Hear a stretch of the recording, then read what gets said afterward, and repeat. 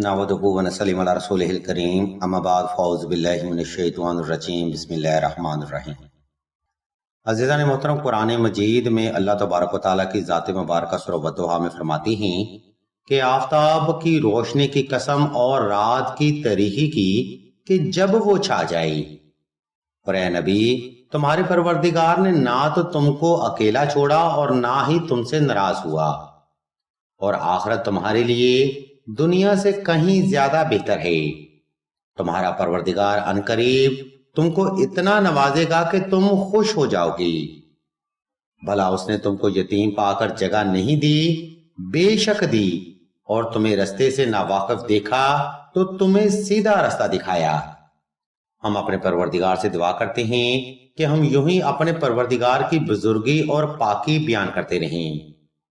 हम आपकी इंफॉर्मेशन के लिए बताते चलें कि सूरह वद्दुहा कुरान मजीद में 30वां पारा में अपना शान नुज़ूल रखती है, और इस मुबारक सूरा की टोटल 11 मुकद्दस आयात हैं। आज हम आपको ना सिर्फ सूरह वद्दुहा का वजीफा बयान करेंगे, बल्कि वो फायदे भी बताएंगे जो कि आज तक आपने किसी भी साहिब इल्म फर्द या किताब में देखे या सुने ना होंगे। लिहाजा इस वीडियो को शुरू से आखिर तक मुकम्मल तवज्जो के साथ समाअत फरमाइएगा।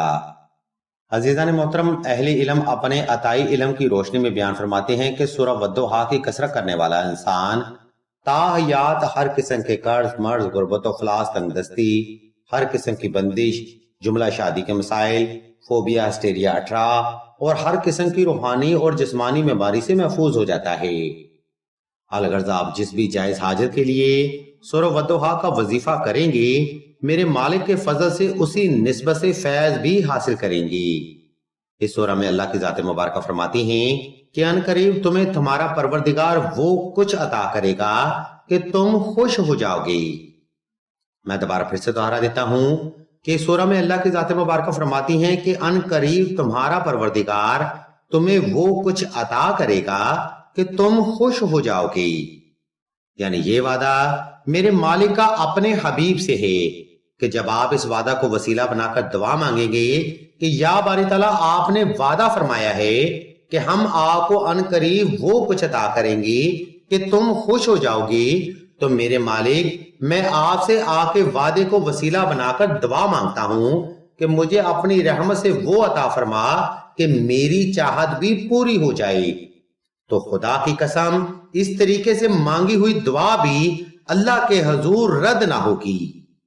बात फकत इंसान के एतकाद की है जो कि हद से ज्यादा कमजोर हो चुका है।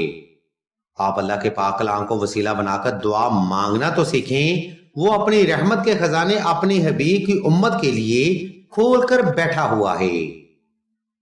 अजीजान मोहतरम, हम उम्मीद करते हैं कि ये तमाम हकायक आज तक आपने किसी भी साहिब इल्म फर्द या किताब में देखे या सुने ना होंगे। इसी के साथ अब हम वीडियो को दूसरा हिस्सा की जाने बढ़ते हैं और आपको सूरह वद्दुहा पढ़ने का तरीका यानी वजीफा की तरतीब के बारे में बताते हैं। वीडियो का ये हिस्सा भी बड़ा अहम है, इसलिए जरा तवज्जो रखिएगा। सामिने मोहतरम, सूरह वद्दुहा का वजीफा आपने 2 रकात सलातुल हाजत नफल और हस्बे तफीक सदका देकर ही शुरू करना है। ये सदका आपने हस्बे इस्तिताअत साहिब जरूरत को अदा करना है और नवाफिल आपने अपनी जायज हाजत की नीयत से अदा करने हैं। इस अमल में आपको कामयाबी सिर्फ जायज हाजत में मिलती है, इसलिए जायज हाजत को मद्देनजर रखते हुए ही नवाफिल अदा किए जाएं। नंबर 2, सूरह वद्दुहा का वजीफा हाजत आपने खास तन्हाई में करना है ताकि आपकी तवज्जो अपने मकसद से गाफिल न होने पाए। इस मकाम पर हम आपको ये बताना भी जरूरी समझते हैं कि तवज्जो और फोकस से किए गए वज़ाइफ ही डिवाइन एनर्जी को आपकी जात की तरफ अट्रैक्ट करते हैं। और तवज्जो और फोकस के बारे में कुरान हमें बताता है कि कुरान को ऐसे पढ़ा करो कि जैसे कुरान पढ़ने का हक होता है। इसलिए किसी भी अमल में कामयाबी के लिए दूसरा अहम नुक्ता तवज्जो करना है। नंबर 3, सूरह वद्दुहा का वजीफा आपने साफ सुथरे कपड़े पहनकर और हलाल खुशबू पास रखते हुए ही करना है। इस खुशबू का इस्तेमाल और फायदे हम आपको वीडियो के आखिरी हिस्सा में बयान करेंगे। अजीजान मोहतरम, ये वो बुनियादी नकात हैं जिन पर अमल करते हुए ही आपने सूरह वद्दुहा का वजीफा इख्तियार करना है। اس وظیفہ کی مزید تفصیل بتانے سے پہلے ہم آپ کو بتاتے چلیں کہ سلسلہ اسم اعظم نے دعائے خاص کا روحانی پروگرام بھی شروع کیا ہے۔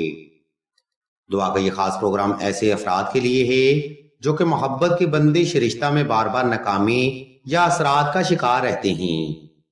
اگر آپ بھی ایسے حالات کی وجہ سے وبال جان کا شکار رہے ہیں تو بغیر دیر کیے اس روحانی دعا کا حصہ ضرور بنیں۔ سلسلہ کے بزرگ انشاءاللہ آپ کے لیے دعائیں خاص بھی کریں گے اور بہترین روحانی علاج بھی تجویز فرمائیں گے۔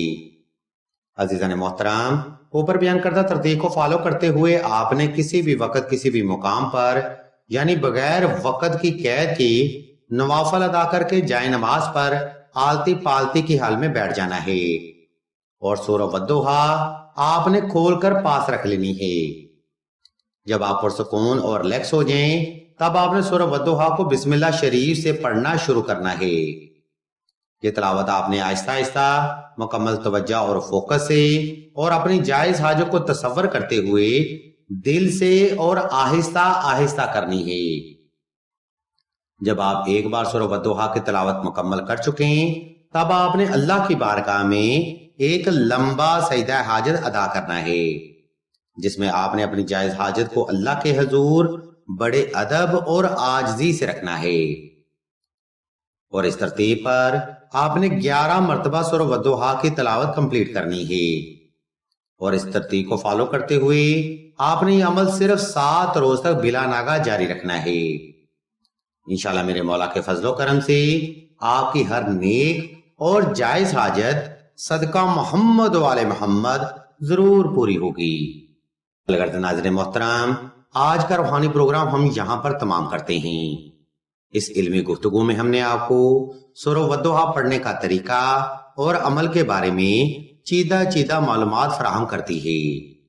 اگر آپ کو ہماری یہ علمی کاوش پسند آئے تو ہمارے اس چینل آن لائن استخارہ آن فون کو سبسکرائب کر کے گھنٹی کے آئیکن کو پریس کر دیں اور آل کے نوٹیفیکیشن کو بھی لازمی دبا دیں تاکہ حصول علم کے لیے کوئی بھی روحانی پروگرام آپ سے مس نہ ہو سکے۔ ہم اللہ کے حضور دعا کرتے ہیں کہ تمام مسلمانوں کو اپنے حفظ و ایمان میں رکھیں اور تمام مسلمانوں کے تمام نیک اور جائز حاجات کو صدقہ محمد و آل محمد کی نسبت سے جلد پورا فرمائیں۔ آمین ثم آمین یا رب العالمین۔